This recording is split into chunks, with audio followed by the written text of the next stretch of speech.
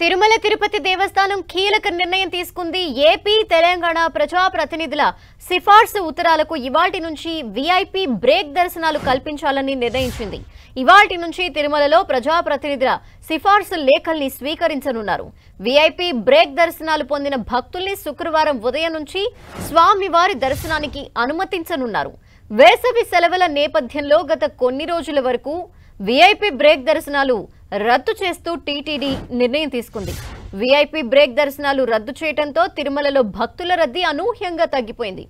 శ్రీవారి దర్శనానికి వచ్చే భక్తులందరూ సిఫార్సు ఉత్తరాలు ఉండేనే తిరుమలలో స్వామివారి దర్శనం సులభంగా లభిస్తుందని గట్టిగా నమ్ముతారు. అందుకే అలాంటి భక్తులు అందరూ తిరుమలకు రాకపోవడంతో ఒక్కసారిగా తిరుమలలో భక్తుల రద్దీ తగ్గిపోయింది.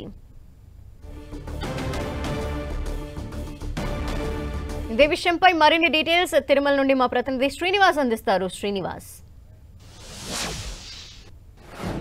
ఈ రోజు నుంచి విఐపి బ్రేక్ దర్శనాలకు సిఫార్సు లేఖలు అనుమతించాలని నిర్ణయం తీసుకుంది. గత కొన్ని రోజుల క్రితం వేసవి సెలవుల నేపథ్యంలో భక్తుల రద్దీ అధికంగా ఉంటుందని ఊహించిన టీటీడీ తిరుమలలో సిఫార్సు ఉత్తరాలకు ఇచ్చే విఐపి బ్రేక్ దర్శనాలను రద్దు చేస్తూ నిర్ణయం తీసుకుంది. అయితే అనూహ్యంగా ఇటు పాకిస్తాన్ భారత్ బార్డర్లలో యుద్ధ వాతావరణం నెలకొనడము, మరోవైపు ఇక్కడ వేసవి సెలవుల రద్దీ సిఫార్సు లెటర్లు రద్దు చేయడంతో తిరుమలలో బాగా రద్దీ తగ్గింది. ఈ నేపథ్యంలో తిరుమల తిరుపతి దేవస్థానం సిఫార్సు లేఖలు మళ్ళీ పునరుద్ధరించాలని నిర్ణయం తీసుకున్నారు. అంటే తాత్కాలికంగా తెలంగాణ ఇటు ఆంధ్రప్రదేశ్ కు చెందిన ఎమ్మెల్యేలు, ఎంపీలు, ఎమ్మెల్సీలు వీళ్ళ లెటర్లన్నీ కూడా తీసుకొని వాటికి విఐపి బ్రేక్ దర్శనాలు జారీ చేయాలని నిర్ణయం తీసుకున్నారు. గత కొన్ని రోజులుగా కూడా తిరుమలలో వరుసగా భక్తుల రద్దీ అనేది తగ్గడంతో కేవలం 2-3 గంటల్లోనే దర్శనం అయిపోతున్న పరిస్థితి.